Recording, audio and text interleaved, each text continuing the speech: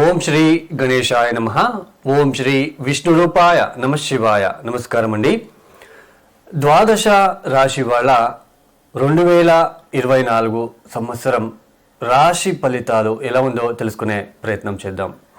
దానికన్నా ముందు ఎవరైతే ఈ వీడియోని చూస్తున్నారో లైక్, కమెంట్, షేర్ చేయండి. జనవరి మాసం నుంచి డిసెంబర్ మాసం వరకు ఈ యొక్క మెయిన్ 4 గ్రహాలు ఏదైతే ఉందో రాహు, కేతు, గురు, శని, ఈ యొక్క మార్పులు ఏదైనా ఉందా, వాటి ద్వారా మనకి ఏదైనా ఈ యొక్క రాశుల వాళ్ళకి మార్పు ఏమైనా కనిపిస్తుందా అనే తెలుసుకునే ప్రయత్నం చేద్దాం. ఇక్కడ ముందుగా ఈ యొక్క గురువు గారు అంటే 2024 మే మాసంలో 1వ తేదీ నుంచి గురువు మేషం నుంచి వృషభానికి వెళ్ళి సంచారాన్ని ప్రారంభం చేయబోతున్నారు. శని మాత్రం కుంభరాశిలోనే సంచారం, రాహువు కూడా మీనరాశిలో సంచారం, కేతువు కన్యా రాశిలో సంచారం. అంటే గురువు గారు మాత్రమే ఈ ఒక సంవత్సరంలో, అందులోన మే 1వ తేదీ నుంచి ఈ ఒక వృషభానికి వెళ్ళి సంచారాన్ని ప్రారంభం చేస్తున్నారు. ఏదైతే గురుగ్రహ మార్పు ఉందో ఈ మార్పు వలన ఏ రాశుల వాళ్ళకి గురుబలం రాబోతున్నది, ఏ రాశుల వాళ్ళు గురుబలం లేకుండా ఉంటున్నారు, వాళ్ళు ఎలాంటి నియమాలు, చిన్న చిన్న పరిహారాలు పాటించుకోవాలి అని ఈ ఒక వీడియోలో చెప్పుకుందాం. అంటే ప్రతి ఒక్కరు కూడా ఎవరైతే గురుబలం లేదో, అంటే మే తర్వాత గురుబలం లేదో ఆ రాశులు ఎవరైతే ఉంటున్నారో వాళ్ళకి నేను కొద్దిగా పరిహారాలు చెప్పడం జరుగుతుంది. అవి ఇప్పటి నుంచే మీరు చేసుకుంటూ వెళ్తే మే 1వ తేదీ నుంచి ఇబ్బందులు రాకుండా కొద్దిగా మీకు పాజిటివ్నెస్ ఉండడానికి ఛాన్సెస్ ఉంటుంది. ప్రేక్షకులకి రాశి ఫలితాల ఒక ఫలితాంశాలు చెప్పుకునే ముందు మీకు స్వజాతకం అని ఉంటుంది.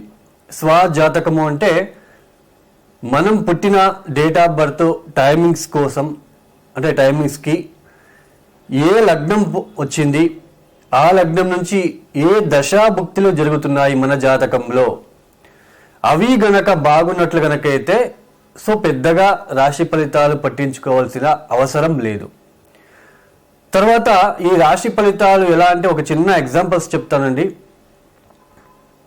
మనము భోజనం చేస్తాము, పక్కన మ్యాంగో పికల్ లాంటిది అంటే పచ్చడిది మనము పెట్టుకుంటాం యాక్చువల్లీ. వై? బికాజ్ మనకి అన్నంలో కావచ్చు, కూరలో కావచ్చు, సాల్ట్, కారం సరిపోకపోతే ఈ మ్యాంగో పికల్ ద్వారా మనము టేస్ట్ని తీసుకుంటాం. ఇక్కడ భోజనం అంటే లగ్న కుండలి అండి, మ్యాంగో పికల్ అనేది రాశి ఫలితాలు. బై ఛాన్స్ దశాభుక్తి బాగాలేనప్పుడు, అంటే భోజనం బాగాలేనప్పుడు మ్యాంగో పికల్స్కి మనము దాన్ని తీసుకుంటాం. అంటే ఇక్కడ దశాభుక్తి బాగాలేదు, గోచారంలో అట్లీస్ట్ గురుబలం ఉన్నా, శని బలం ఉన్నా, అప్పుడు కొద్దిగా దశాభుక్తి బాగాలేదు కాబట్టి ఇది కొద్దిగా మనకి సహాయం చేస్తుంది. అయితే ఈ యొక్క రాశి ఫలితాలు మనము ప్రారంభం చేద్దాం. మిథున రాశి. ఈ యొక్క మిథున రాశి వాళ్ళకి ఈ ఒక 2024 మే 1వ తేదీ వరకు కూడా సంపూర్ణమైన గురుబలం అనేది ఉన్నది. అదే 2024 మే 1వ తేదీ నుంచి గురువు గారు లాభస్థానం నుంచి వ్యయస్థానానికి రాబోతున్నారు. అంటే కొద్దిగా గురుబలం అనేది తగ్గబోతున్నది అని చెప్పుకోవచ్చు. ఇక్కడ మనకి శని భగవానుడు మనకి నవమాధిపతి అయ్యి నవమస్థానంలోనే అంటే కుంభరాశిలోనే సంచారం చేస్తున్నారు. ఇక్కడ ఈ యొక్క మిథున రాశి వాళ్ళకి కేతువు 4వ స్థానంలో అంటే కన్యా రాశిలో సంచారం చేస్తున్నారు. దశమ స్థానంలో రాహు ఒక సంచారం. అంటే ఈ ఒక 2024 మే 1వ తేదీ వరకు కూడా ఉద్యోగంలో చిన్నపాటి ఇబ్బందులు కనిపించినప్పటికీ కూడా అవి పెద్దగా మీకు ఆ ఒక ఉద్యోగం విషయంలో మీకు ఎటువంటి ఇబ్బంది రాదు. అంటే చిన్న డిస్టర్బెన్స్ ఉన్నప్పటికీ కూడా అవి మీకు పెద్దగా అవి పట్టించుకోరు, ఎందుకంటే గురుబలం అనేది సంపూర్ణంగా ఉంటుంది. అంటే ఇక్కడ 4వ స్థానంలో కేతు ఒక సంచారం. అంటే మే 1వ తేదీ వరకు కూడా మిథున రాశి వాళ్ళకి కాస్త ఇబ్బందులు ఎక్కువగా ఉంటాయి. గృహంలో ఇబ్బందులు, ఆ ఒక చిన్నపాటి ఉద్యోగంలో ఇబ్బందులు, తర్వాత కుటుంబము, తర్వాత ఈ ఒక అంటే గృహము, తర్వాత ఉద్యోగం రెండూ కూడా మేనేజ్ చేసుకోవాలి. ఇట్లాంటి ఒక విషయంలో మీకు కొద్దిగా చిన్నపాటి ఇబ్బందులు. తర్వాత ముఖ్యంగా చతుర్థ స్థానంలో కేతు వలన తల్లికి ఆరోగ్యం పట్ల కొద్దిగా ఇబ్బందులు వచ్చే సూచనలు, వాహనం విషయంలో చిన్నపాటి ఇబ్బందులు రావడానికి అవకాశాలు ఉంటుంది. ఎందుకంటే చతుర్థ స్థానం అంటే మనకేంటి, మెయిన్ మనకి హ్యాపీనెస్, కంఫర్ట్గా ఉంటుందా లేదా అనేది చూసుకునేది ఎట్లా అంటే చతుర్థ స్థానం పైన. ఈ యొక్క గృహంలో కూడా పీస్ అనేది ఉండదు, ఒక శాంతి అనేది ఉండదు యాక్చువల్లీ. తర్వాత మనకి ముఖ్యంగా ఆరోగ్యం విషయంలో కూడా కొద్దిగా ఇబ్బందులు ఎదుర్కోవడానికి అవకాశాలు ఉంటాయి. ఎప్పుడు మే 1వ తేదీ నుంచి. తర్వాత నవమ స్థానంలో ఈ యొక్క శని ఒక సంచారం ఉంటున్నది. ఈ యొక్క ఎడ్యుకేషన్ చేసే వాళ్ళకి, హైయర్ ఎడ్యుకేషన్ చేసే వాళ్ళకి కొద్దిగా పర్వాలేదు, బాగానే ఉంటుంది అని చెప్పుకోవచ్చు. అంటే ఇక్కడ మనకి నవమాధిపతి నవమ స్థానంలో ఉంటున్నాడు కాబట్టి హైయర్ ఎడ్యుకేషన్ చేసే వాళ్ళకి పర్వాలేదు, బాగానే ఉంటుంది అని చెప్పుకోవచ్చు. తర్వాత తండ్రితో కూడా కొద్దిగా సఖ్యత అనేది లోపించడానికి అవకాశాలు కనిపిస్తాయనే చెప్పుకోవచ్చు. ఇక్కడ ముఖ్యంగా మిథున రాశి వాళ్ళకి ఎప్పుడైతే గురువుగారు వ్యయస్థానానికి వచ్చేస్తారో, అంటే ఈ యొక్క మే 1వ తేదీ నుంచి ఆయన వృషభ రాశికి అంటే వ్యయస్థానానికి రావడము, ఈ యొక్క గురు దృష్టి తన ఒక పంచమ దృష్టితో మీ ఒక రాశి నుంచి చతుర్థ స్థానమైన కన్యా రాశిని చూస్తున్నాడు. తర్వాత ఆయన ఒక సప్తమ దృష్టితో మీ రాశి నుంచి షష్ఠ స్థానమైన అంటే 6వ స్థానమైన వృశ్చిక రాశిని చూస్తున్నారు. మీ ఒక రాశి నుంచి అష్టమ స్థానమైన మకర రాశిని తన ఒక నవమ దృష్టితో చూస్తున్నాడు. అంటే మిథున రాశి వాళ్ళకి గురువు అంత పెద్ద మంచి ఫలితాలు ఇచ్చే గ్రహం కాదు. సో మనకి గోచారంలో మనకి లాభస్థానంలో ఉన్నప్పుడు బాగుంటుంది, అదే వ్యయస్థానంకి వచ్చినప్పుడు కొద్దిగా ఇబ్బంది పెట్టడానికి అవకాశాలు ఉంటుంది. ఎప్పుడైతే తన ఒక పంచమ దృష్టితో చతుర్థ స్థానమైన ఈ ఒక కన్యా రాశిని చూస్తాడో గృహంలో ఇబ్బందులు, తర్వాత గృహ మార్పిడి జరగడానికి అవకాశాలు ఉంటుంది. ఇల్లు అంటే ఈ ఒక ఇల్లు ఎక్స్చేంజ్ చేసుకోవడము, అంటే ఈ ఒక ఇప్పుడు మీరు ఉండే వాసస్థలం నుంచి ఈ ఒక వేరే ఇంటికి మారడము, సో ఇలాంటిది గృహము మార్పు అనేది జరగడానికి అవకాశం ఉంటుంది. స్థాన మార్పు సూచనలు ఉంటాయి. ఉద్యోగంలో ట్రాన్స్ఫర్లు అయ్యే సూచనలు ఉంటాయి. ఉద్యోగంలో ట్రాన్స్ఫర్ అవ్వడము, అక్కడ ఒక నేచర్కి అడ్జస్ట్ అవ్వడానికి కొద్దిగా ఇబ్బంది ఒక ఆస్కారం కూడా ఇక్కడ కనిపించడానికి అవకాశాలు ఉంటాయి. తర్వాత గురువు గారు ఎక్కడ చూస్తున్నాడు, తన ఒక సప్తమ దృష్టితో 6వ స్థానాన్ని చూస్తున్నారు. ఆరోగ్యపరమైన ఇబ్బందులు ఉంటాయి, కొద్దిగా రుణాలు చేయవలసిన ఒక ప్రమేయము.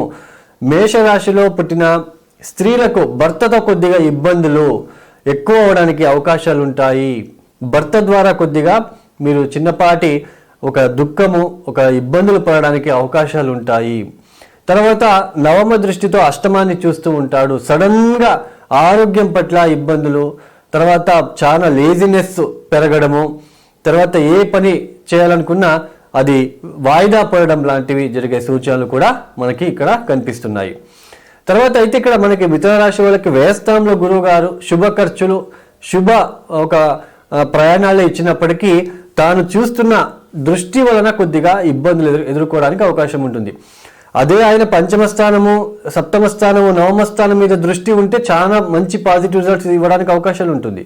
అయితే ఇక్కడ చతుర్థ స్థానాన్ని చూస్తున్నాడు. తర్వాత మీ ఒక రాశి నుంచి 6వ స్థానాన్ని చూస్తున్నాడు, అష్టమ స్థానాన్ని చూస్తున్నాడు. అంటే కొద్దిగా డిస్టర్బెన్స్ క్రియేట్ అవ్వడానికి అవకాశాలు ఉంటుంది. ఎందుకంటే మిథున రాశి వాళ్ళకి గురువు అంత మంచి ఫలితాలు ఇచ్చే గ్రహం కాదు కాబట్టి.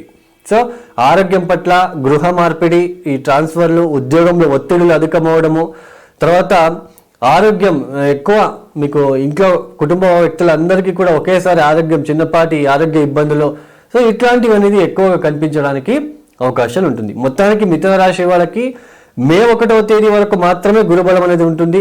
మనకి రాహుబలం ఉండదు, ఇక్కడ పెద్దగా కేతు బలం ఉండదు. శని కూడా మనకి మిశ్ర ఫలితాలు ఇస్తున్నాడు. అంటే 2024 మే 1వ తేదీ తర్వాత గురుబలం ఉండదు, రాహు కూడా మిశ్ర ఫలితాలు, కేతు కొద్దిగా అశుభ ఫలితాలు, తర్వాత శని కూడా మిశ్ర ఫలితాలు. అంటే కొద్దిగా ఆవరేజ్గా ఉంటుంది మిథున రాశి వాళ్ళకి అని చెప్పుకోవచ్చు. అయితే శని మనకి నవమాధిపతి నవమ స్థానంలో ఉంటున్నాడు కాబట్టి ఒక స్థానంలో ఉంటున్నాడు కాబట్టి సో మీరు ధర్మంగానే వెళ్తారు. సో మీరు చాలా కష్టపడి పని చేయాల్సిన ఒక ప్రమేయం ఏర్పడుతుంది. సో మీరు కూడా కష్టపడి పని చేస్తారు. సో ఆ ఒక కష్టానికి కొద్దిగా ప్రతిఫలం అనేది దొరకడానికి కాలం అనేది సహకరించదు. సో ఇది అండి మిథున రాశి వాళ్ళకి ఇలా ఉండబోతుంది అని మనకి ఇక్కడ గురువు గారి ఒక ట్రాన్సిషన్ వల్ల మనం చెప్పుకోవచ్చు. అంటే మొత్తానికి మీరు ఆర్థిక విషయంలో జాగ్రత్తగా వహించాలి. కుటుంబంలో ఇల్లు మార్పిడి కావచ్చు, తర్వాత మీకు ట్రాన్స్ఫర్లు కావచ్చు, ఉద్యోగంలో ఒక అభివృద్ధి లేకపోవడము, తర్వాత మనకి ఈ యొక్క ఆయుష్ స్థానాన్ని చూస్తుంటాడు కాబట్టి అది నీచ స్థానం అవుతుంది కాబట్టి కొద్దిగా చిన్నపాటి ఒక బాడీ సహకరించకపోవడము, అంటే దేహాలస్యం అని అంటాం. దేహము ఒక శరీర బాధ అనేది ఉండడానికి అవకాశం ఉంటుంది. శరీరం అలసట ఉంటుంది. ఒక లేజినెస్, బద్ధకం లాంటివి కూడా ఇక్కడ వీళ్ళకి కనిపించడానికి అవకాశాలు ఉంటుంది. తర్వాత విద్యార్థులు కూడా, మెయిన్ విద్యార్థులు కూడా సరైన ఒక చదువు అనేది, మీరు చతుర్థ స్థానంలో కేతు ఉంటున్నాడు, మనకి గురు దృష్టి ఉన్నప్పటికీ సో డిస్టర్బెన్స్ ఉంటుంది కాబట్టి కొద్దిగా మీరు కాన్సన్ట్రేషన్ చేసి మీరు చదువుకున్నట్లు కనుకైతే బాగుంటుందని చెప్పుకోవచ్చు. భార్యాభర్తల మధ్య కూడా కొద్దిగా చిన్నపాటి ఎక్కడో ఒక చోటు లోటు అనేది కనిపించడానికి అవకాశం ఉంటుందని చెప్పొచ్చు.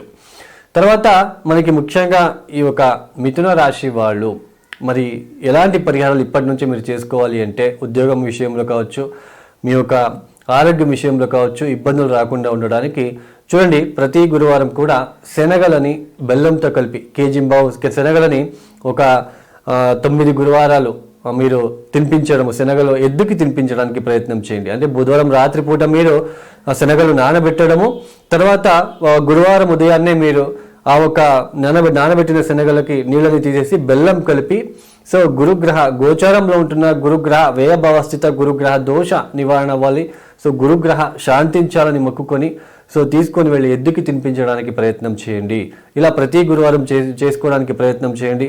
దత్తాత్రేయ ఒక నామస్మరణ లేదా దత్తుడికి కొద్దిగా 108 ప్రదక్షిణలు లేదా దత్తాత్రేయ స్వామికి ఎల్లో కలర్ పసుపు రంగుతో కూడిన ఒక క్లాత్స్ని, అక్కడ బట్టలని ఇవ్వడానికి ఒక చిన్నది టవల్ కావచ్చు, ఇట్లాంటివి ఆ ఒక దత్తాత్రేయుడికి మీరు ఇవ్వడానికి ప్రయత్నం చేసుకోండి. ప్రతిరోజు ఈ యొక్క నారాయణ ఒక నామస్మరణ చేసుకోండి. ఓం నమో నారాయణాయ, ఓం నమో నారాయణాయ అంటూ మీరు నామస్మరణం చేసుకోవడానికి ప్రయత్నం చేయండి. ప్రతి శనివారం కూడా ఆంజనేయ స్వామి దర్శనం మీకు శుభఫలం ఇస్తుంది. తర్వాత ఇక్కడ ముఖ్యంగా రాహు వలన ఇబ్బందులు రాకుండా ఉండడానికి నల్ల మినమలని నానబెట్టి బెల్లంతో కలిపి శనివారం పూట ఆవుకి తినిపించండి. ఇట్లా 8 శనివారాలు చేసుకోండి. తర్వాత ఒక శనివారం పూట మీరు నల్ల మినుములతో చేసిన ఒక వడలను మీరు ఆంజనేయ స్వామికి 108 మాలలతో మీరు హారాన్ని చేసుకొని ఆ హారాన్ని వేయడానికి ప్రయత్నం చేసుకోండి. తర్వాత ప్రతిరోజు మీరు ఏ కార్యానికి వెళ్ళినా, మీరు ఏ ఒక వృత్తికి వెళ్ళినా, మీరు ఏ చిన్న పనికి వెళ్ళినా గణపతి ఆలయానికి వెళ్ళి గణపతికి దర్శించుకోవడము చాలా శుభ ఫలితాన్ని ఇస్తుంది. ఈ యొక్క వీడియో మీకు నచ్చితే దయచేసి లైక్ చేయండి, షేర్ చేయండి, సబ్స్క్రైబ్ చేసుకోండి. సర్వే జనో సుఖినో భవంతు. ధన్యవాదములు.